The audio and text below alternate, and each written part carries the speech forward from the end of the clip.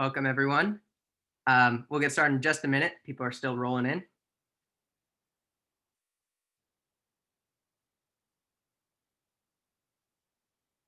All right, it looks like it's starting to stabilize a little bit.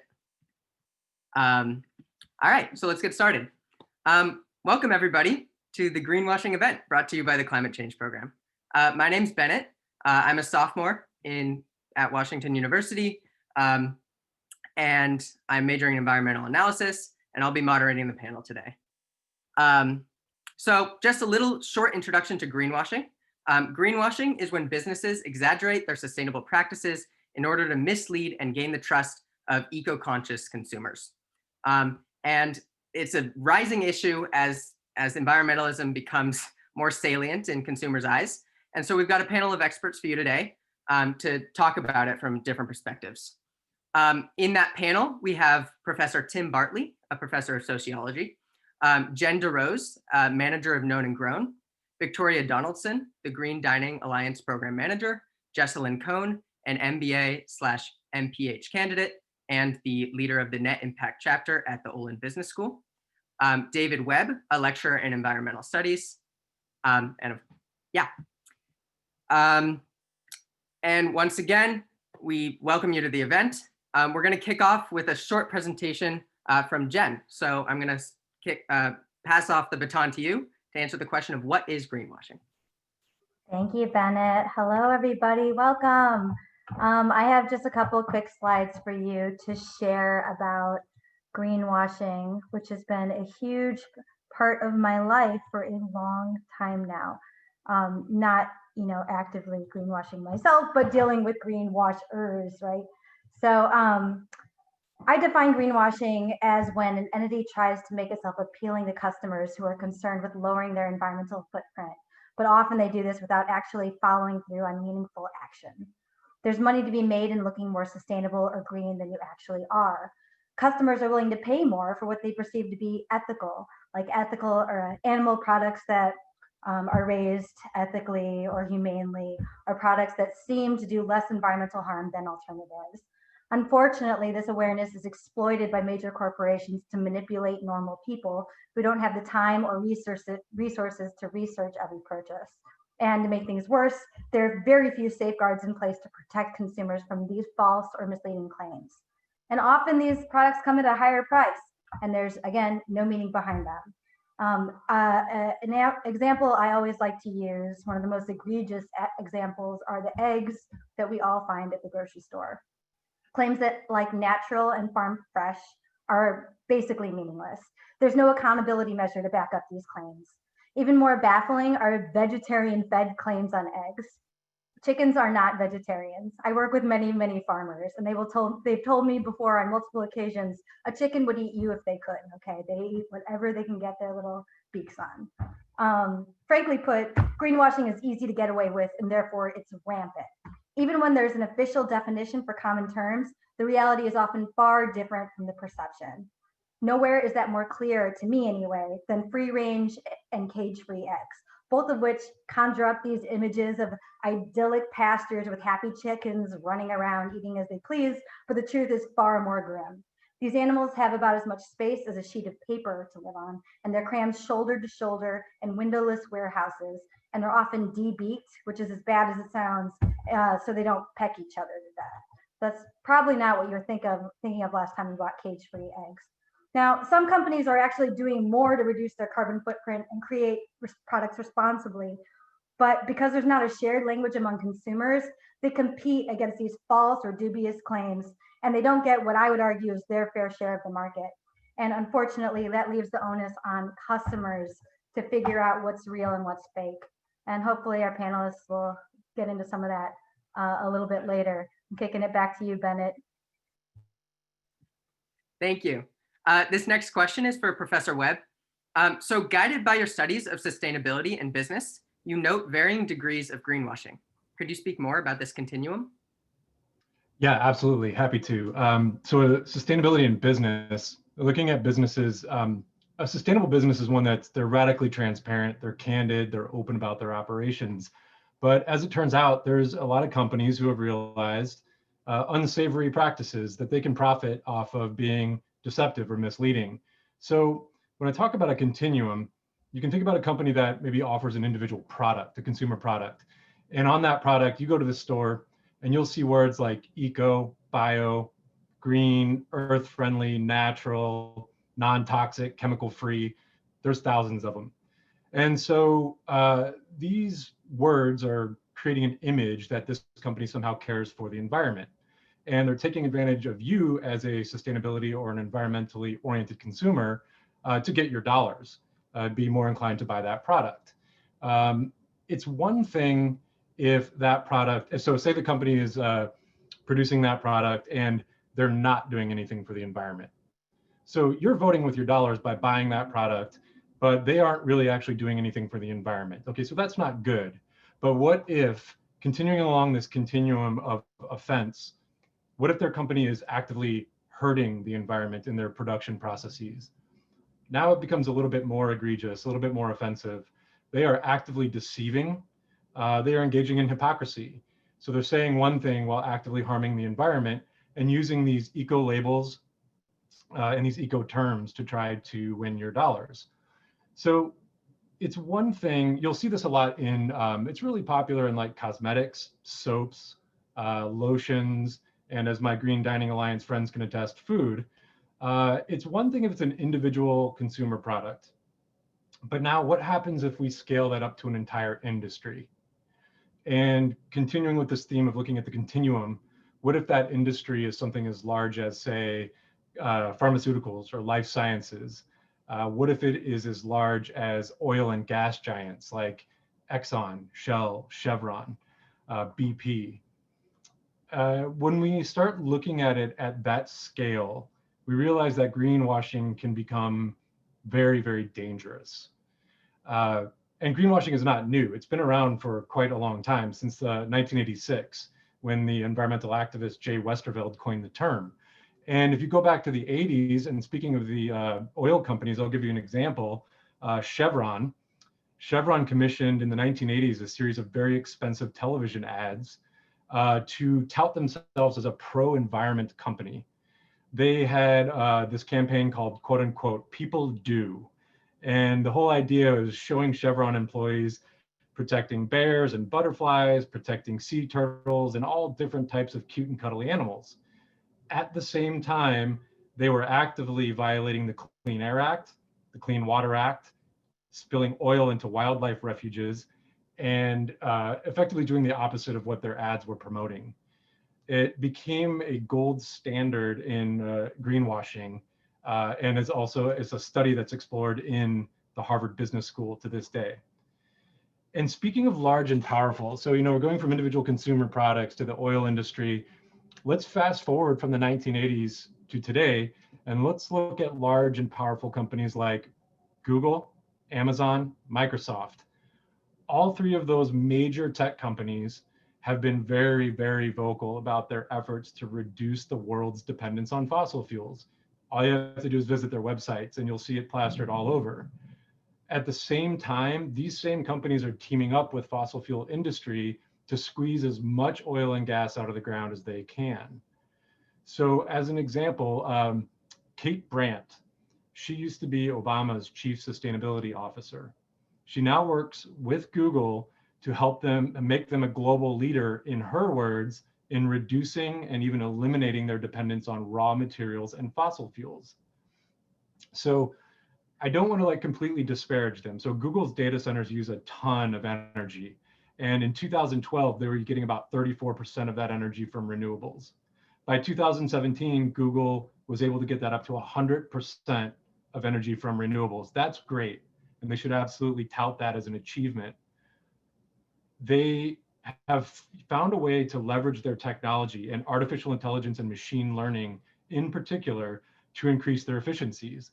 So they let artificial intelligence monitor their energy use. And it turns out when a computer program is monitoring energy use, you can be way more efficient than when humans are monitoring energy use. Here's the problem though. While that's a great success story, and again, they should promote that, they're using the same artificial intelligence and machine learning algorithms to partner with the oil and gas industry to find ways to be more extractive, to get more oil out of the ground, and to be more efficient in production. So there's a lot of research out there right now that is saying these big tech companies have entered the oil business. And in fact, in 2018, Google hired a gentleman by the name of Darrell Willis, who is a 25-year veteran of BP. And he became their VP of Google, what's called Google Cloud Oil, Gas, and Energy. The stated purpose of this department that that Willis heads up is to build partnerships with the fossil fuel industry. One of their first and major, most high-profile partnerships is with a company called Total, one of the world's biggest oil companies. And they developed artificial intelligence solutions to dramatically increase the efficiency of oil and gas exploration, extraction, and production. So that continuum, you can think about the individual products that you buy, but when we scale it up to the power of oil and gas in these major companies, we see that it can become destructive very fast. Bennett, I'll turn it back to you. Thank you.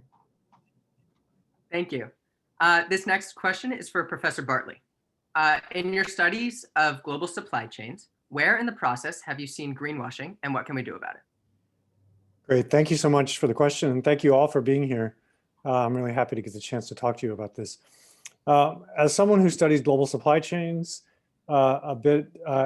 studies conscientious consumption and conscientious consumers, and studies attempts to set standards for sustainability and fairness in global industries, greenwashing is sort of the backdrop to pretty much all of the research that I do. And it comes in many forms. As David pointed out, sometimes it comes through diverting information. That is the idea that a good deed in one arena sort of hides or makes up for questionable deeds in another arena. Mostly I've studied initiatives that try to focus on a particular commodity, particular product, and certify that it's sustainable or fair. A commodity like timber or other forest products, leading to things like paper. Commodities like apparel, electronics, a variety of food products. So one thing I want to note is that in these kinds of global industries, greenwashing has evolved a lot over the past 20 to 30 years. So 20 or 30 years ago, you would see a few products with kind of green claims, often extremely vague ones, like the claims that have been mentioned about natural, sustainable, recyclable, or renewable. And green claims today have become, on one hand, much more mainstream, much more common, and also in some ways more sophisticated and complex. So if you look in the coffee aisle or the toilet paper section, for instance, you'll see a huge variety of claims about sustainability of those products. Some of them are quite vague. Some of them continue to be vague claims about natural products. But others will refer to sophisticated external certifications, various kinds of best practices and metrics. And you'll also see even more sophisticated versions of these if you look at things like company sustainability reports or the reports that they issue to ESG raters, that is environmental, social, and governance indicators that are increasingly used on Wall Street. So there's a proliferation of claims. Some are clearly more credible than others. Generally, certification and labeling initiatives for seafood, forest products, palm oil, a variety of other food products are more credible when they include NGOs, environmental NGOs, in a meaningful way, and somewhat counterintuitively, when they include larger companies. These initiatives tend to have at least more markers of credibility. Things like accreditation of external auditors to make sure that companies aren't completely just checking their own operations, complaint and appeal procedures, a little more transparency. And the reason this is taken off, particularly with big companies, is because NGOs like WWF, the World Wildlife Fund, in particular, have pushed this idea that we can press big companies to transform their supply chains and therefore transform a whole series of environmental problems much more effectively than we can through other arenas. One of the things I want to say is that this, by my research suggests that this approach has essentially failed in a couple of key industries and initiatives. So perhaps the most credible multi-stakeholder certification, sustainability certification initiative is something called the Forest Stewardship Council, the FSC. You'll see the FSC logo on paper products, on wood products, both lumber and finished wood, on toilet paper, and so on. And the FSC was created in part by environmental NGOs who teamed up with businesses, and they created this truly multi-stakeholder initiative in which companies don't define what the standards are, and NGOs historically have had quite a strong influence, and the standard for getting a forest anywhere in the world certified to these standards are pretty high. The companies that are harvesting have to pay attention to the ecological impacts of logging, as well as the social dimensions of forestry. However, in my own research in Indonesia and China, and more recently in a particular case in Indonesia, the limits of this approach have become painfully clear.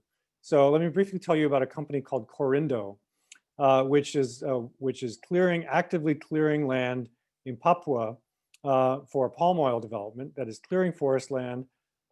It turns out by essentially stealing it from local people, paying an exorbitantly low amount for it under threat of coercion, and burning it to clear forests and create palm oil plantations. At the same time that it's doing that, the company Corindo has a couple of other operations certified by the Forest Stewardship Council, the FSC, the most credible multi-stakeholder initiative for forest certification anywhere. This has of course caused great controversy within the FSC, but as of right now, Corindo continues to be a member, even as the FSC tries to push it to improve its practices a little bit. So I want to just briefly mention what I take as three big lessons from my research and my sense of greenwashing and its pervasiveness. One is your consumer choices won't save the world, even if you're conscientious and careful. I think it's wise to buy organic products, to buy fair trade products when you can, buy products with a high percentage of recycled content, avoid palm oil, but don't feel too proud of yourself for doing that, and don't imagine that you're truly transforming global industries. Second, it turns out, I think that many, particularly in thinking about climate, many of our most influential consumer choices can kind of bypass this problem of greenwashing altogether. Because often it's not about choosing the better of two products, it's about making fundamentally different choices about how and how much we consume. So for instance, we can eat less meat. We know that this decreases our carbon footprint. We can reduce our reliance on cars. We can keep our electronic devices longer. We can reduce long distance flights. All these are things we can do without worrying so much about the credibility of these proliferating claims, but we know these are things that can reduce our carbon footprint. The COVID pandemic maybe gives us a chance to reorganize our lifestyles and our communities in ways that are more beneficial over the long term. And finally, when you find yourself in the shopping in the store fretting about the choice between one item and the other and trying to decipher the claims that are on it, ask yourself, what kinds of public policy options should there be to prevent me from having to make this choice? That is, what kinds of public policy options could be in place to make sure that all products that are sold meet a higher level for environmental standards, and that all consumers have the chance to purchase those products as opposed to only those that go through the trouble to try to get past this question of greenwashing. So thanks so much for having me. I look forward to the rest of the discussion. Bennett, back to you. Thank you. I do want to add really fast that if you are interested in learning more about Professor Bartley's research, WUCCP has, the climate change program has written an article, a little spotlight on what he does, and you could check it out on our website. This next question goes to Jenn and Victoria. So the food sector is a particularly egregious industry when it comes to greenwashing. As actors in the supply chain for sustainable food systems, where and how does greenwashing come up in your work? Victoria, let's start with you. Thank you all so much for having me, of course. Thank you, Bennett. And thank you actually a lot, Professors Webb and Bartley, for your wisdom and knowledge on this, because I honestly just learned a lot and got affirmed a lot in a lot of the things that we discussed with restaurants in the Green Dining Alliance. And just to explain to the audience what the Green Dining Alliance is, for clarity, we work with restaurants in the St. Louis area to help them reduce their carbon footprint for all intents and purpose in their production, in their practices as a restaurant, and hopefully also get consumers to support those restaurants and be more conscious of where they support or who they support when they decide to go out to eat. So as far as what we usually find in the Green Dining Alliance or when we work with restaurants when it comes to greenwashing, I pinpointed 3 particular things, and that is in the food industry, just in general, just like in food production, and to-go materials. So like your cups, your like to-go boxes, utensils, and the gamut of that, of course, straws, and also in chemicals and cleaning chemicals, which is, I think, one thing most people don't really think about because, you know, there's like, that's the, I guess, the part of the practice that is probably most important when it comes to sustaining their business because of health department rules and so on. So to start, I'm not going to get too deep into this because I know Jen's going to get into this way more. One part that I mentioned was the food, and Jen actually briefly spoke on it when she described or defined greenwashing for us, and that is like those labels that you see like cage-free or free range and so on. They virtually mean nothing, and there's a actual like certifications, like third-party certifications and even like EPA certifications that actually help like not just farmers, but restaurants identify what is sustainable practices. And there are questions within that particular field, to be honest, but it is a way that we try to steer restaurants towards a more sustainable option that is actually sustainable and not just, you know, these fancy, cute, fluffy words that they may think mean something, but really mean something else. And like I said, I'm not going to get too much into that because Jen is the expert on it. Love Jen, by the way. The next part is to-go materials, which is a big part of restaurants, especially right now during the pandemic, because most restaurants are serving primarily meals in carry out or delivery or to whatever form of, you know, to go. And with that, there's been a lot of like issues with like plastic bags that, you know, I don't know if anybody's seen these green plastic bags. And the idea is that these plastic bags are recyclable and they're made from recyclable materials and they're better for the earth and so on and so forth. The reality is they're still plastic bags, and they're not good for the earth. And the idea is to not use plastic bags at all. And that's why we push for, as consumers, to use reusable bags first. Like bring whatever reusable bag you have. It could be a tote bag. It could be just a whatever you have, you know, but also with restaurants, we push for them to get rid of the plastic bags and actually get paper bags instead, because if anything, those can be recyclable. And in some cases, they can also be composted. So that's like one thing that I know particular that I've seen and that I've usually had to deal with certain restaurants. Another one, which is not a thing in the GDA, because as a member of the Green Dining Alliance, as a restaurant, you cannot use styrofoam at all, which is a huge thing for most restaurants because styrofoam is such a cheap product and it's easy for them to get. And, you know, it's just easy. And when you're a restaurant, you're not thinking sustainability as the top-notch priority. But with that, there's been a styrofoam, like a series of styrofoam cups that have like green leaves on it. And it looks like it's, you know, recyclable or compostable or biodegradable, which I can get into it a little bit later. But in reality, it's still styrofoam. It's still not good for the environment. It's still trash. And it's still a plague when it comes to especially urban epicenters. As a resident or at St. Louis, I can vouch for that. So with that, that's something else that we've seen. And again, the biodegradable notion, there's a battle, honestly, in the composting world that I've seen recently. Not recently, but it's like it's evolving as science evolves and as this composting, the commercial composting business starts to like really take footing, especially in St. Louis or in these smaller markets. But biodegradable does not equate to compostable. So there's been a lot of materials that go through restaurants or the restaurants buy because they think, oh, I can throw this in my compost bin. But in reality, you can't because of the materials that is made of. It is not compostable. So that is another form of greenwashing that many people think isn't greenwashing because it means something to somebody, but just not to restaurants and to consumers who are going to eventually end up throwing it in the trash. So again, that's something else to that we've encountered specifically in the Green Dining Alliance. The last thing I want to mention is the cleaning materials. So cleaning chemicals, usually they're highly toxic, depending on what you're buying and who you're buying it from.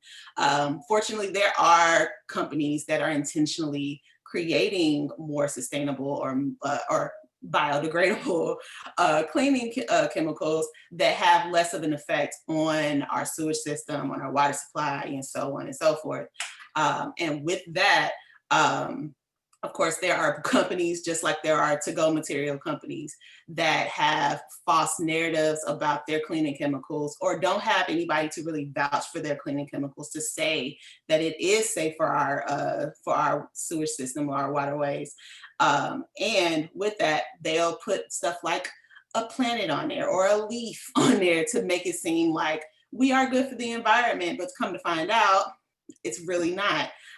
So like with the Green Dining Alliance, I'm not a full-blown expert when it comes to cleaning chemicals, but with the Green Dining Alliance, we work with like MSD, which is the Metro St. Louis Sewage District, to help us identify what cleaning chemicals are okay for them to use. And there are experts beyond MSD, of course, who can vouch for these particular cleaning chemicals. The EPA has like their Safer Choice certification, which is similar to, of course, like the USDA organic thing. So it's a federal like regulated form of, third-party certification for these particular matters. And so like usually with the Green Dining Alliance, we push our restaurants to look into what Safer Choice products are available that are within the same like companies that they buy from, or Green Seal, which is another third-party certification. There are options out there for them to really engage and learn about like what cleaning chemicals or what food, or not food, well yeah, food, and what to-go materials are actually better for the environment. And I know Jess will probably get into this a little later, but it does take a lot for consumers to also identify that. So I would really love to hear her input on like what that looks like from her end and her experience. And of course, I want to go ahead and pass the mic to Jenn because I know she has a lot to say about the food industry in this. So that's all I have for now. Thank you, Victoria. I appreciate you. So my name's Jenn. I work for Known and Grown St. Louis. We're a relatively new organization. We work with over 50 farmers so far within 150 miles of St. Louis that use environmentally responsible practices. I'm listening to Victoria too much. So environmentally responsible practices on their farms. In order to join, you can't use any synthetic chemicals on your crops or pastures. You have to treat animals ethically, and we define what that means on our website. And beyond that, you can use any number of other sustainable practices, such as no-till, that are better for the environment, better for pollinators, better for water, air, and soil, and better for people, including people who live in these rural communities who are often put in bad positions by CAFOs, concentrated animal feeding operations, factory farms that proliferate in Missouri. So the question, I think, was, where do I see greenwashing in my work?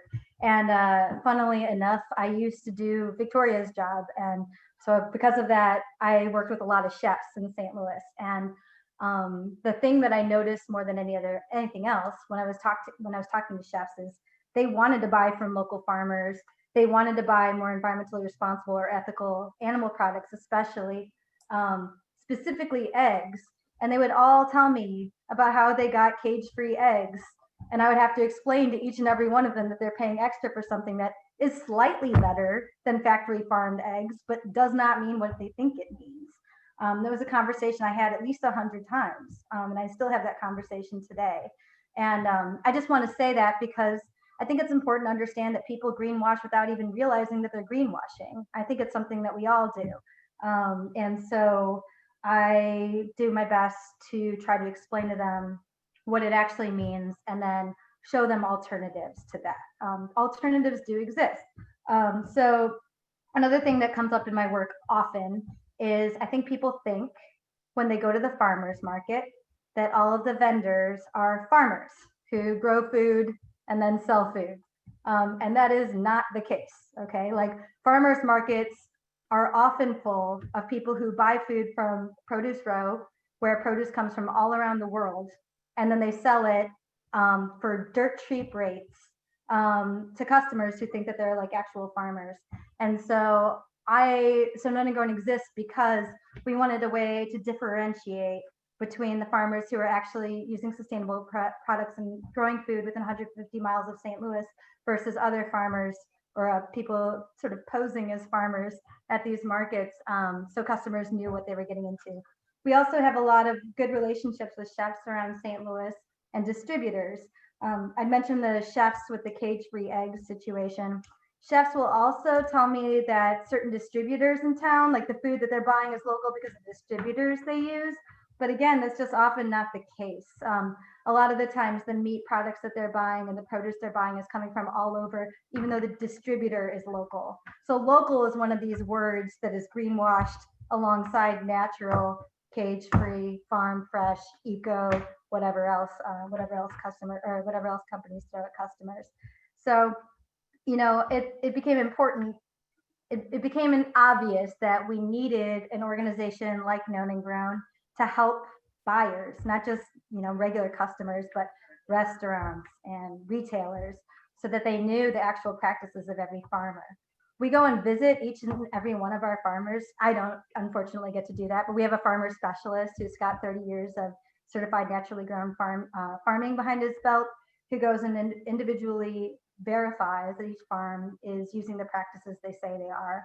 And then there's a profile up on the website, so people can individually see what each farmer is doing, and they can choose for themselves, you know, because their products are available all around St. Louis. It is not impossible to buy local and sustainable products. And to the point earlier, Professor Bartlett, you know, it is not going to save, your purchasing choices are not going to save the world. But when you do buy from local sustainable farmers, you are helping them make a living, and you're building community, and you're encouraging them to keep on doing what they're doing. So there's a plethora of reasons to continue to support, or to try to support, a small local farmer who's using sustainable practices in our region. Similarly, with Green Dining Alliance restaurants, I would say try to support those companies that are actually trying to do better, even if that trying is on a spectrum of very good to very poor. I think a little encouragement goes a long way. That's my professional experience with it anyway. Sorry, go ahead. Thank you so much. In the interest of time, we got to move to the next one, but we can talk more about this in the Q&A. We have another question here for Jessalyn. So as an informed consumer who's aware of some of the manipulation discussed by our other panelists, how can we recognize greenwash products? Do you have any insights about that and what we could do? Hello, everyone. Thank you so much for the question, Bennett, and thank you everyone for being here tonight. I feel like I am in the presence of some people doing some really, really great work around this topic. So, so it's just really great to be here and be part of this panel. My name is Jessalyn. I am currently an MBA and PhD student here at WashU, and I am part of Olin Business School's graduate chapter of Net Impact, which is a student-led organization that is focused on advancing the consideration of environmental and social causes in the business world. So preparing what could be some future CEOs for considering these issues when making business decisions. That being said, my experience with this topic mostly comes from being an informed consumer. So I did my undergraduate degree at the University of Arkansas, so a large land grant institution in a highly agricultural state. And I got my degree in environmental science, sustainability, and business. And my family have also been surrounded by a lot of farmers and people involved in the agriculture business. So I've had a lot of different perspectives on kind of the aspect of greenwashing and consumerism and how all of that comes to play. And I think what is most helpful is thinking about what you have power over as a consumer. So listening to, David Webb and Tim Bartley, when you're up against the Exxon Mobils and the Googles of the world, while, you are one person, and I think it can be really discouraging to think, well, crap, how am I going to make a difference? How am I going to really live my values? And I think a really great place to start is just right there in the grocery aisle. But again, as Jenn and Victoria showed us, it can be really complicated just at that level as well.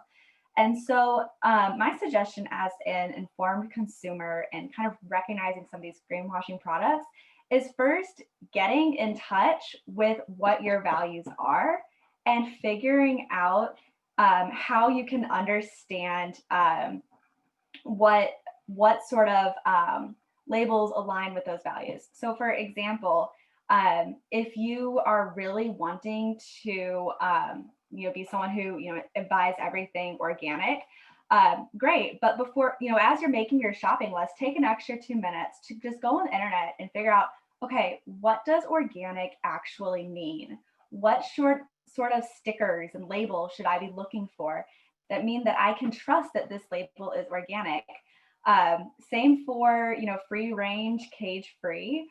I think that if you take a minute to go on and figure out, okay, this is what I should be looking for on these products, this is something that I can trust, then that's a great way to prepare yourself. So when you're walking down the grocery aisle, you aren't just flooded with this barrage of, natural and eco-friendly and all of that. So I'm going to post what I think is a really great source that kind of explains some of these sources in the chat. And this is an organization called Farm Aid. And the reason I really like this is because it really puts in layman's terms the benefits and the drawbacks of each sort of labeling scheme, and the ones that are the most robust and the ones that really don't mean shit.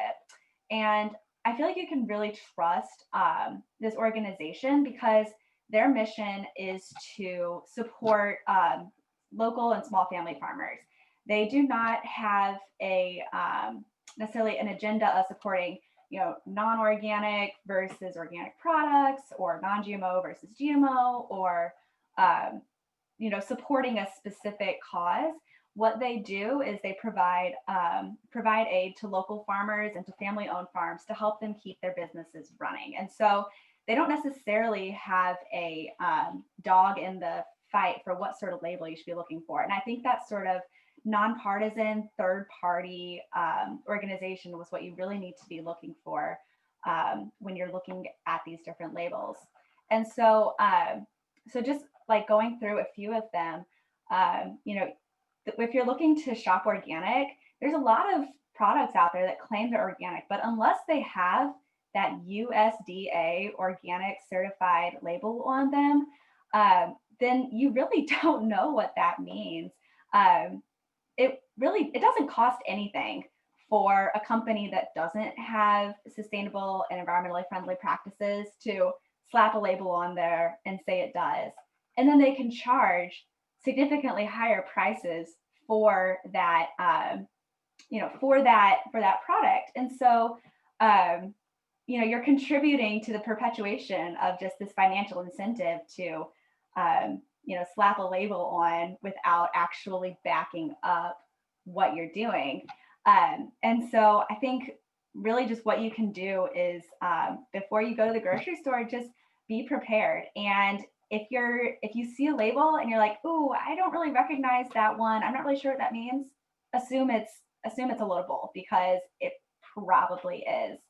And then kind of thinking beyond the grocery store aisle, one of the things that, as I've been looking at jobs as a student soon to graduate here in May, it's really important for me to work for a company that is aligned with values that I have. So aligned with, a lot of sustainability issues. And when you're sifting through the corporate social responsibility part of the website, it can be really difficult to understand what all of it actually means. And so I think an important aspect of looking for sustainable and environmentally sound companies is looking for some sort of accountability standard. You can't have the fox guard the hen house. You cannot trust a company to regulate itself. So look for the standards that the company is comparing itself against. Look at how often they are reporting on how well they're meeting their goals, and look at what that third party regulator actually stands for. And from there, I think it's a lot easier to sort of sift through, okay, what does this actually mean? And am I actually supporting a company that aligns with my values? And so, outside of like my personal experience with job hunt, you can use that for things like, okay, I need to buy a dishwasher. Do I want to comparing Whirlpool versus Kenmore, looking at some of their practices that way. And so just kind of thinking about what are some ways that I can actually put this into practice with my life and actually take some actionable steps. Thank you so much, Jessalyn. We have one final question before we move into the Q&A section. So if you've asked a question already, thank you so much. We will get to it. We have one more thing for Professor Webb. Can you talk to us a bit about what you think may happen if we don't do anything about greenwashing? Absolutely. I know we only have a couple minutes here. I'm not one for exaggeration, but what could happen? The collapse of civilization as we know it. Being a little hyperbolic there, maybe a little facetious, but okay, let's look at it this way. First of all, I absolutely echo Professor Bartley's comments that you're not going to change the world as an individual consumer. I likewise echo what Jessalyn and Jenn said. Be an informed consumer. Be the best you can be. Go in and vote with your dollars. Support local farmers. Support people that are doing the right thing so they can keep doing the right thing. But at some point, the system has to change. We are all individuals that behave within an unsustainable system. And if we don't change that system, there's only so much that we can get to and so much that we can do. And let me just give you an example. The Paris Climate Accords, the Paris Agreement, as it's also known, signed in 2016. It's part of the United Nations Framework Convention on Climate Change, dealing with greenhouse gases. How do we mitigate? How do we adapt? It was signed by all 196 members of the United Nations Framework Convention on Climate Change. The world realizes that climate change is a problem. Its central aim is to modify the way that we live our lives so that we can keep global temperatures below, ideally 1.5 degrees Celsius, increase above pre-industrial levels. Okay, well, let's follow the money and let's look at one of the largest banks in the world, JP Morgan Chase. JP Morgan Chase came out and they publicly supported the Paris Climate Agreement. And they said, you know what? We're going to align our financing with the practices of the Paris Agreement. We're going to expand our investments in low and zero carbon energy sources and technologies. At the same time, they failed or just deliberately did not outline plans to stop their fossil fuel lending because they weren't. These banks, in an area where they could have the largest impact, they were not taking action to stop lending to the fossil fuel industry. So JP Morgan, for example, spent $268 billion in fossil fuel financing since the Paris Agreement, while at the same time touting the green investments, their investment in a sustainable future. Here's the deal, that's deceptive, that's hypocrisy. And we as consumers cannot make a difference. We cannot vote with our dollars if we don't have information. And I think the time has come to take the onus off of the individual consumer and put it on the companies and the producers who have the dollars, who have the reach, who are big, powerful organizations and who can make these changes. JP Morgan, for example, just one thing, they are, one of their biggest fossil fuel clients is TC Energy, which is currently trying to push through the Keystone XL pipeline. So I think, going forward, if they're going to use phrases like they do on their website, like creating solutions that protect the environment and grow our economy. At the same time, they need to be radically transparent about what they're doing. And an absolute minimum, they have to stop beating that sustainability drum if they continue to finance the fossil fuel industry and deceive consumers. Thanks, Bennett. Thank you. All right, so now we get to the part where you guys get to interact a little bit. So we're getting to the Q&A here. So these questions are going to go to the entire panel unless specified in the question. And if you, as the audience, has any other question, please just type it in and we'll do our best to get to it before time runs out. So we've got our first question here for the whole panel. Are biodegradable and compostable products considered greenwashing? For example, if I have a to-go container that says it is compostable, what do I do with it?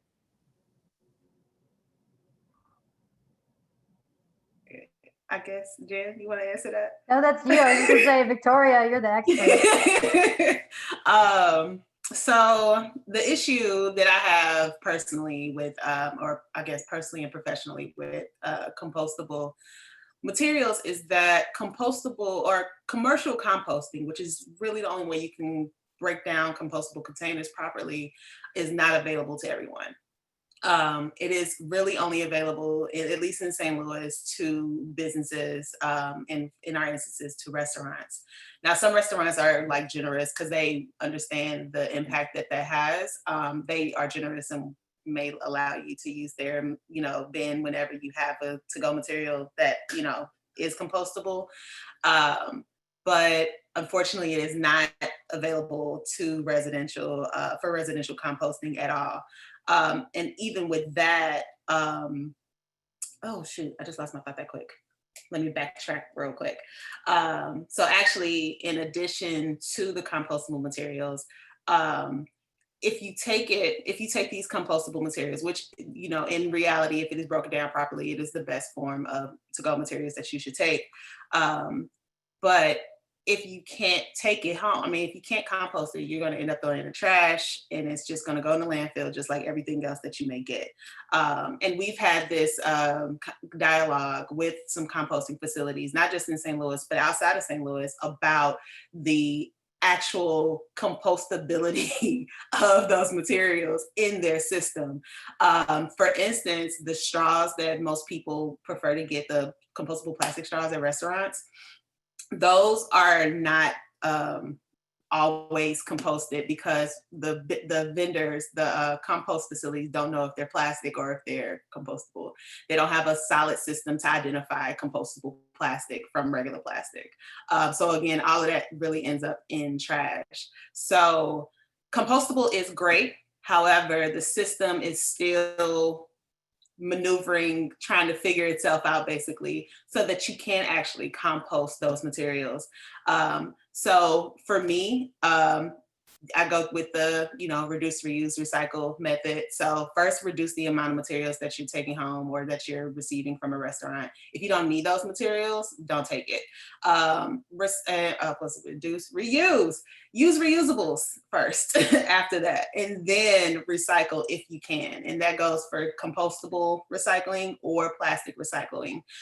So it's like better to actually get the plastic, in my opinion, to get plastic containers to recycle rather than compostable containers, which you cannot compost. So that's my take. Thank you. Our next question is actually also for Victoria. Victoria, would you quickly list a few restaurants in St. Louis in the Green Dining Alliance? Of course. One of my favorites is Sweet Art, which is located in Shaw neighborhood. It is not just a Green Dining Alliance restaurant, but it is a Black-owned vegan and vegetarian restaurant, and I love them to death. So of course I'm going to shout them out. There are a lot of restaurants actually. Mission Taco is GDA certified, as well as Crush Red, Three Kings in the Loop. Yeah, there's a lot, honestly. And actually, because there is a lot, you can definitely go to our website, which is www.greendiningalliance.org, and get the full listing of all of the member restaurants. Yeah, and we will also post similar resources when we get this video up on our website as well. Awesome. Yes, so the next question is, how do consumers better impact policy and hold more powerful corporations accountable?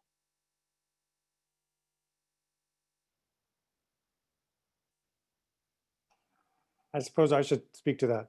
So, I mean, first of all, I want to echo the comments of others that, making good consumer choices is part of it, right? We just have to remember that that's a small part of it, and that there are much bigger parts that we also need to be working on.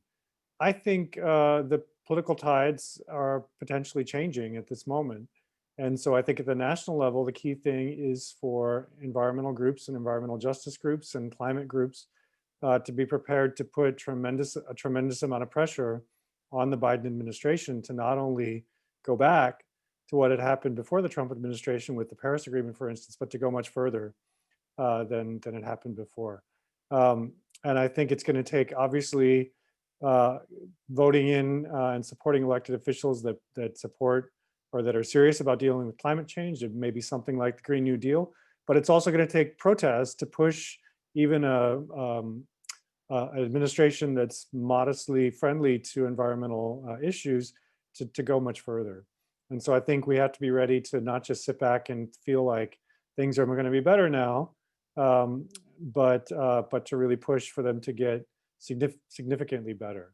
And I think if questions about consumer choices are kind of a gateway drug to this kind of broader political engagement, then that's a really good thing, right? If these questions about like, what does that egg label really mean, then lead people to engage much further in questions about agriculture and the sustainability of agriculture, then the solution is not to just keep buying the better eggs, it's to actually promote those kinds of agendas in the political process as well.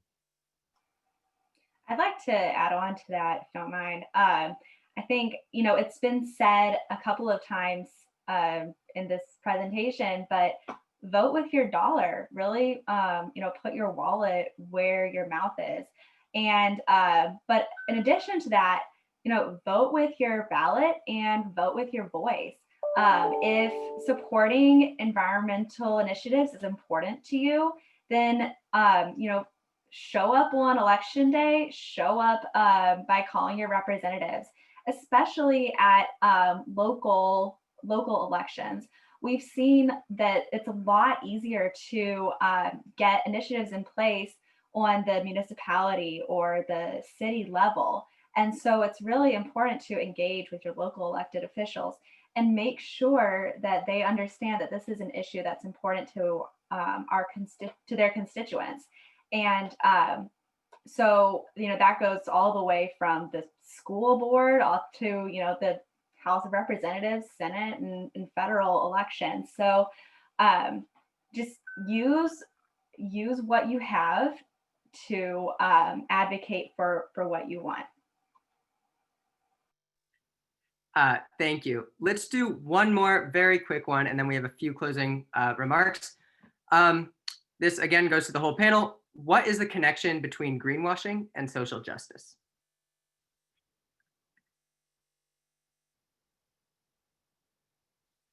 It's a tough one.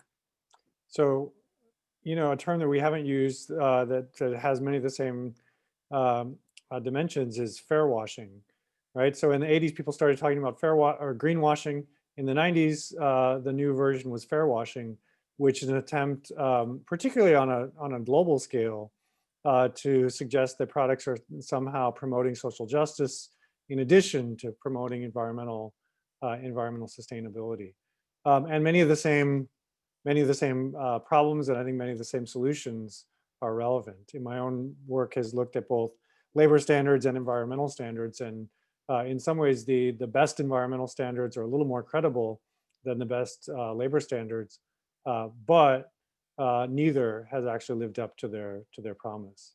And I should say fair trade is an entirely different thing. It's not about labor, but it's about, in some ways, supporting on a global scale the kinds of farmers that people have talked about locally here as worthy of support as well. And in spite of the growth and some challenges in that system, I think that remains a meaningful certification. Depends on the product a bit.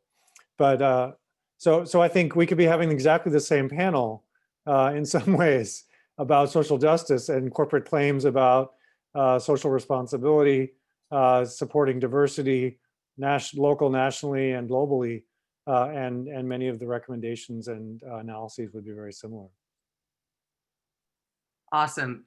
In the interest of time, I'm going to conclude this, but thank you all so much for giving your insights.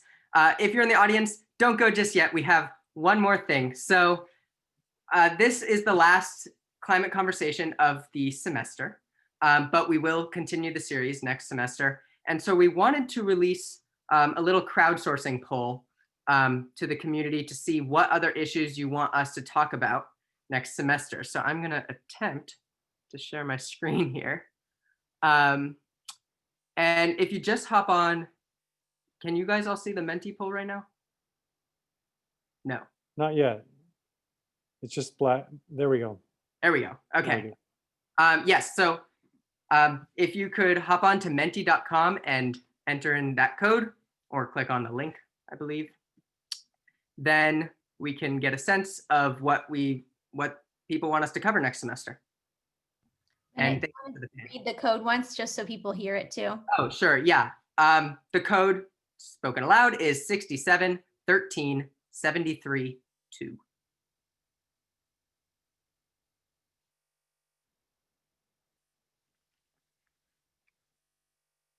And just to reiterate, while you guys fill it out, we will be posting this on our website, climatechange.wucil.edu, along with some other resources that were mentioned today regarding greenwashing. And yeah, just thank you so much for coming today, everybody. Thanks to all of you for organizing. Can I just say, Bennett put together a really nice list of resources. So I encourage everyone to go to the website and use those links to find out about some of the problems and some of the guides you can use to understand what particular labels and certifications really mean.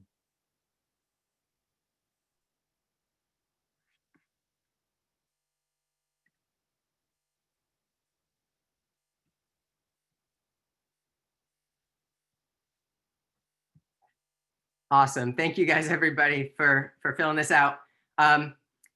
Yeah, that concludes our event. Watch out for more events from Climate Change Program in the spring. But thank you all for coming today, and we hope to see you soon. Bye, everybody. Thank you.